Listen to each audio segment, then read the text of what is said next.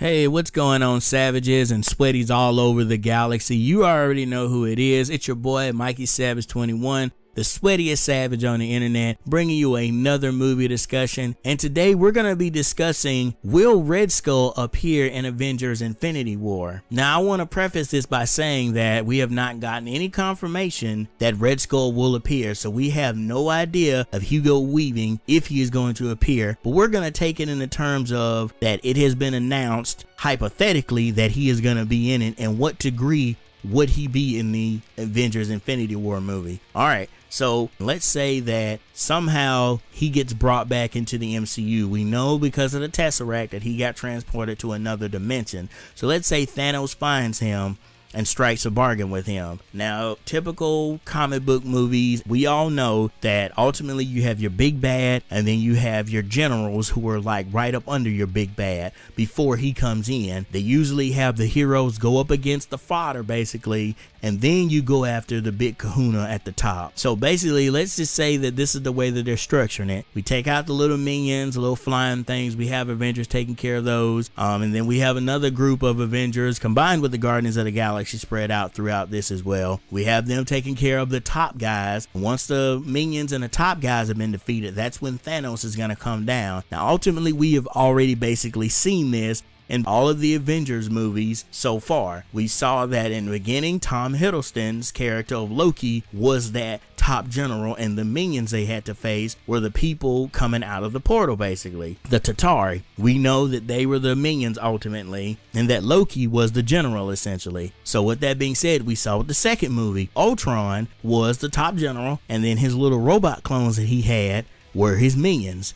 We saw that they divided, they took care of the minions, and then they took care of the top general. So who's to say that they won't structure the movie the same way? So let's put this in hypothetical again terms. Let's say we have the minions, they've been taken out, we have the top generals, and let's say that Red Skull is one of those top generals. Wouldn't it be awesome to see Captain America get another ultimate defeat of Hugo Weaving's character of Red Skull once again? Because we ultimately know that Red Skull is a bad dude and he can hold his own with Captain America because he went through the same type of treatments, except his didn't turn out so nice. Look at his face. I mean, what can you expect? So he's already going to be upset with Captain America defeating him the first time with the Tesseract and everything. So he already has a grudge against him, and now he's working for Thanos. Now, there and again, Thanos is a big bad dude, so he's not going to try to cross Thanos or even try to ultimately team up with his arch nemesis. I don't think we would have a scenario where your arch nemesis teams up with our hero and they ultimately take down the bigger evil. I don't think we'd have that. Again, we're having it to be like a definitive one-on-one fight, or however many people take on a Red Skull. I ultimately think that Red Skull could make an appearance to a certain degree. Again, I think for a little portion of the film they'll fight the minions, then another small little portion they'll take out the top generals, and then that's when we get Thanos, because both the directors have said that ultimately Thanos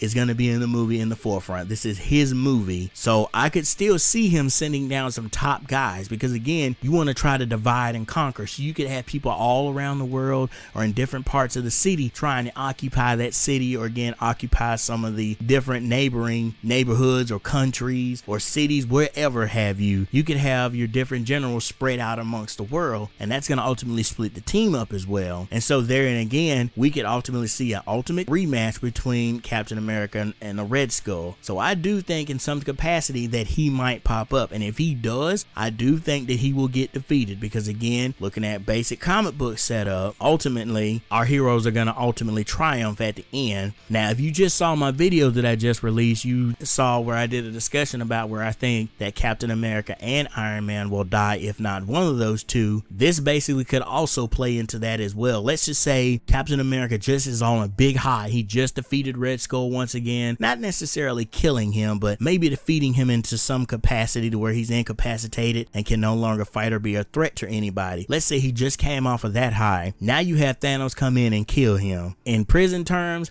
that makes it look like he is the new big dog. There and again, I talked about that prison mentality. If you go in, you find the biggest and baddest dude, you take his place, you beat the mess out of him, you are now the big dog. Well, let's say someone even bigger and badder than you comes and takes your spot. That's essentially what Thanos would be doing. Again, you'd have Red Skull as your top general, Captain America comes in, defeats him, and then now you have Thanos come in and defeat him as well. And so now it makes it look like Thanos is even better. And you gotta think that Thanos is probably gonna wipe out Red Skull if he fails his mission as well, because Thanos at this point has said he's gonna do it himself. He's tired of depending on other people. He's ultimately gonna bring people with him, but at the end of the day, if Red Skull fails him, he will vaporize Red Skull, I think. So I do think Red Skull isn't gonna make it out. If he is in this movie, hypothetically, I think he will not make it out, that Thanos is gonna wipe him out. And again, this is gonna shock Captain America. So I do think that Red Skull will make an appearance. Hypothetically speaking, he will ultimately be defeated by Captain America in some shape or form, and that Thanos will ultimately kill him for failing and ultimately kill Captain America. He could also kill Captain America in front of Red Skull and spout out that old line, if you want something done right, you have to do it yourself. And then again, if you wanted to have Red Skull kind of be upset that, wait a minute, I wanted to be the one to defeat him, now you came in and taken that from me, you could have him try to take out Thanos or work with the team temporarily. But we're just going to say in this hypothetical situation that Thanos kills Captain America and he kills Red Skull. But what do you guys think? Do you think that Red Skull will appear in Avengers Infinity War? If he does, would you be excited to see him? And how do you think he would ultimately be defeated? Would Captain America do it, or would Thanos do it if he failed him? Let me know what you think about these topics below. Sorry this video is so short, guys, but I just wanted to get a little quick video out to you all before my ultimate review of Spider-Man Homecoming drops. I'm so excited to see the movie. I'm actually going to be seeing it very soon here. So once I get that shot, I will be posting it up onto the channel. Thank you as always for checking out this discussion. And hey, if you like the content and you enjoy it and you want to see more, make sure you subscribe to the channel. And then when you subscribe, make sure you tap that little bell right next to the subscribe button, because then you'll be able to get access to all the good sweaty flavor that I talk about, as well as my different collaborations that I do with people from around YouTube. And again, like I said in my last video, Real to Real, and I just did a video, a massive video that you need to go check out, that basically focused on Tobey Maguire Spider-Man and what if they would have introduced him into the MCU and whether or not that would have worked. If you want to know my thoughts on Tobey Maguire Spider-Man as well as Reels, then make sure you go check out that video, and I'll ultimately have it annotated up at the top and down in the description below. Thank you so much for watching the video, and don't forget to become a savage, stay a savage, and peace out, y'all.